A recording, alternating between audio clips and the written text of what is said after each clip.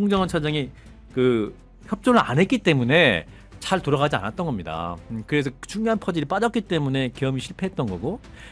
홍장원이 체포조를 말 그대로 잡아오겠다고 이렇게 집행을 했다라면은 나라의 운명이 바뀌었을 것 같고 그 12.3 계엄 그날 만약 홍장원 차장이 없었다면, 그날 만약 윤석열 편에 섰다면 정말 끔찍합니다. 같이 보시죠.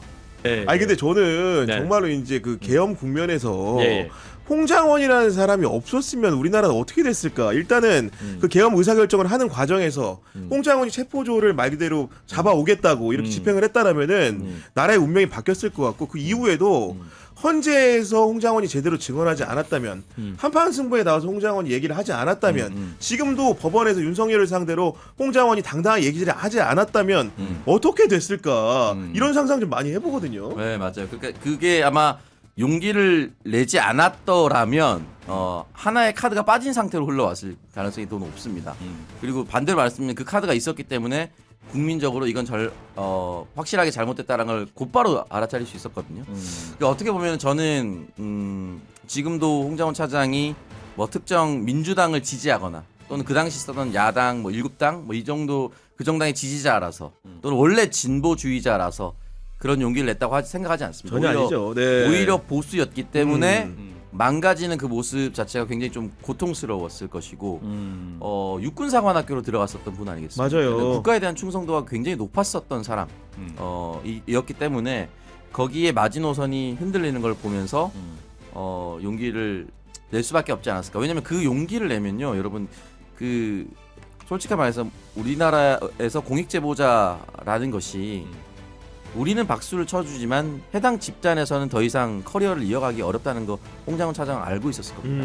그리고 누군가의 내부 사람들에게서는 여전히 배신자 또 내부 밀고자로 평판이 깎일 수도 있는 거거든요. 예. 그 와중에 그 모든 걸 감수하고 나아갔다는 것 자체가 굉장히 좀 우리가 모두 기억하고 감사해야 되지 않을까 일정 부분. 네. 왜냐면 모든 걸 좋아할 수는 없어요. 왜냐면은 윤석열 정권 내에서도 또 진급을 했었고 같이 일을 했었기 때문에 모든 내용을 우리가 동의하는 선 또는 모든 내용을 우리가 옹호하는 행동을 하지 않았을 수도 있습니다. 하지만 그 내란 국면에서만큼은 정말 대한민국을 민주주의 국가라는 틀 아래 지키기 위해서 노력했다는 걸 인정해줘야 된다고 봅니다. 아 그리고 인터뷰를 이제 많이 해보셨으니까 홍장원만의 특유한 풍모나 아우라 이런 게 좀 느껴졌습니까? 예. 되게 멋있잖아요. 멋있고 되게 음성도 되게 좋으시고 네. 굉장히 논리적이세요. 논리적이고 왜 이렇게 논리적이고 상황에 인터뷰에 답변을 잘하실까 생각해 보면 법정에 가서도 뭐 변호사나 뭐 검사들이 지에 다 답변 잘하잖아요. 블랙요원이었기 때문에 그랬던 것 같아요. 이제 블랙요원 홍장원은 어떤 모습이었습니까?라고 질문을 던졌을 때 블랙요원 홍장원은 뭐 홍콩 어느 길거리에 노숙자의 모습이었을 것이다. 노숙자가 또 홍장원이었다. 이렇게 얘기하거든요. 야, 그러니까 블랙요원을 왜 했냐? 그러니까 안기부 당시 안기부죠. 왜 가냐 했을 때 본인은 나라를 위해 죽고 싶었다.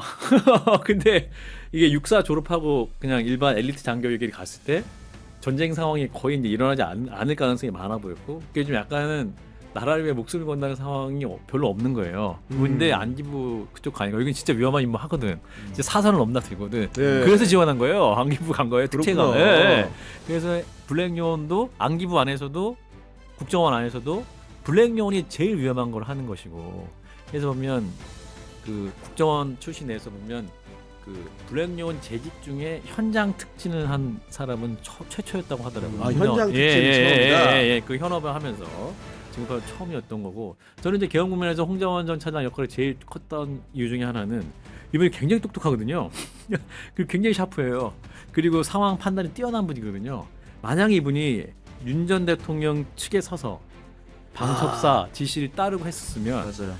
정말 일사불란하게 국정원 조직도 동원이 돼서 상황 통제가 쉽게 더 됐을 겁니다. 맞아요. 근데 국정원이 개입을 안 했어요. 국정원 조직을 살린 거고.